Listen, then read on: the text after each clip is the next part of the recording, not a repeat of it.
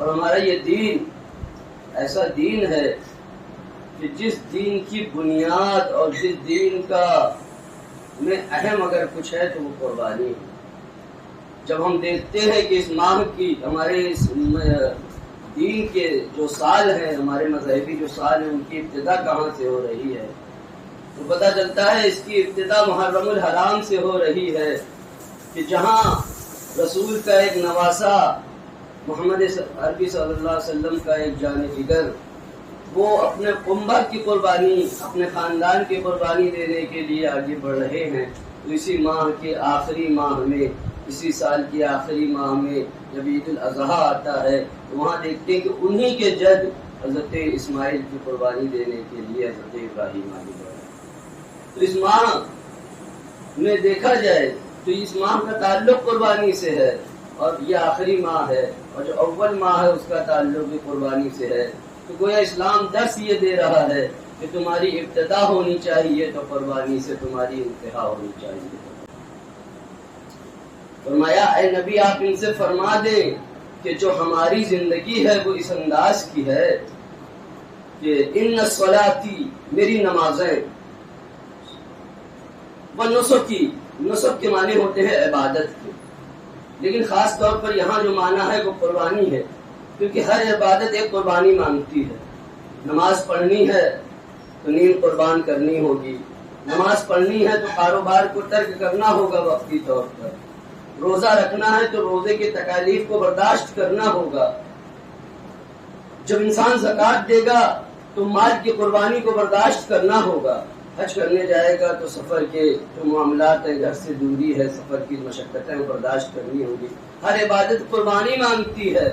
تو یہاں رب تعالیٰ ارشاد فرماتے ہیں کہ اے حبیب پیارے آپ فرما دیں ان صلاتی، میری ساری نمازیں اسی کے لیے ہیں، نہ ہم کسی دوسرے کے خیال سے نماز پڑھتے ہیں، نہ ہم، تو فرمایا کہ ہماری ساری نمازیں تیرے لیے ہیں، ونسکی، ہماری ساری عبادات کی جو قربانیاں ہیں، ساری عبادات ہیں وہ تیرے لیے ہیں۔ اور صرف یہ نہیں کہ نماز تیرے لیے ہے، قربانی تیرے لیے، بلکہ ومحیایا، اور میری زندگی بھی تیرے لیے ہے، جب سے ہم پیدا ہوئے ہیں تب سے، اے پروردگار کریم آج تک کی ہماری ساری زندگی تیرے لیے ہے۔ اور یہی نہیں کہ صرف زندگی تیرے لیے، وہ مماتی، اور جو میری موت آئے گی وہ بھی تیرے لیے آئے گی۔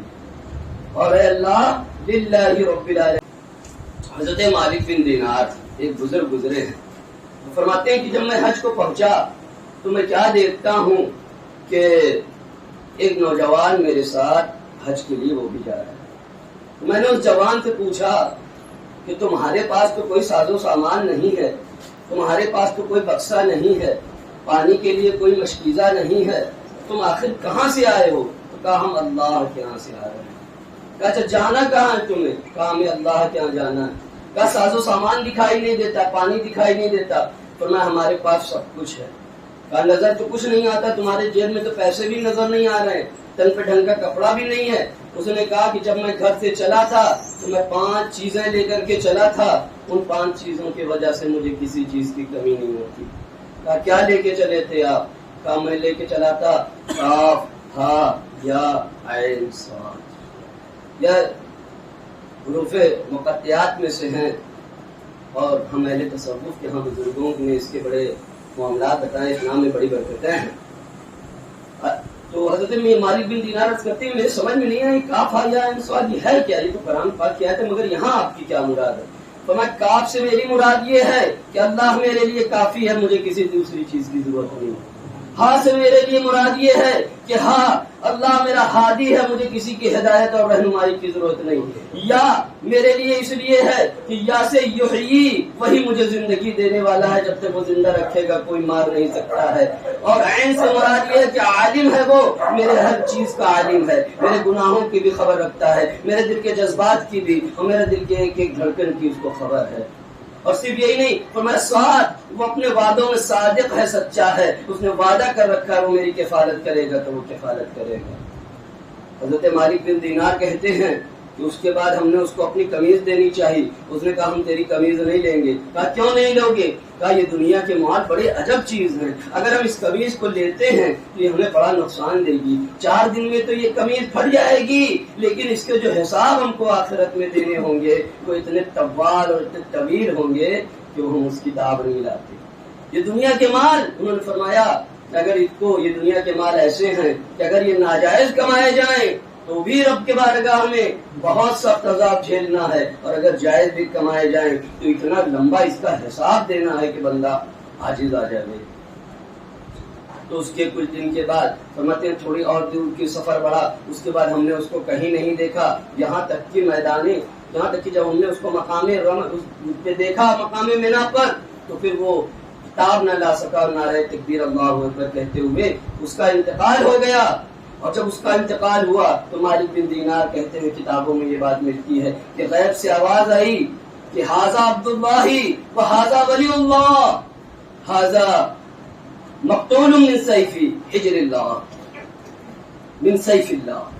کہا یہ اللہ کا بندہ، اللہ کا ولی ہے، اور یہ اللہ کا دوست ہے، اللہ کا بندہ ہے، اور یہ اس طرح مارا گیا ہے کہ اللہ کی محبت کی تلوار نے گویا اس کو شہید کیا. کہتے ہیں مالک بن دینار کہ میں رات کو سویا، پریشان حال تھا. میں نے عرض کیا پروردگار کچھ اس کا حال دکھایا جائے. خواب میں دیکھتا ہوں وہی نوجوان نظر آیا. میں نے پوچھا کہو میاں کس حال میں گزری؟ فرمایا اللہ نے میرا درجہ اس طرح کیا ہے کہ مجھے اصحاب بدر کے قدموں میں جگہ دی ہے، اصحاب رسول کے قدموں میں. کہا کیوں؟ کہا رب تعالیٰ کا حکم ہوا ہے، اصحاب بدر تلوار سے مارے گئے تھے، یہ نگاہ یار سے مارا گیا، اس کی وہی جگہ. پتا چلا جو پروردگار جس کا کافی ہو جاتا ہے اس کو کسی کی کفالت کی ضرورت نہیں پڑتی.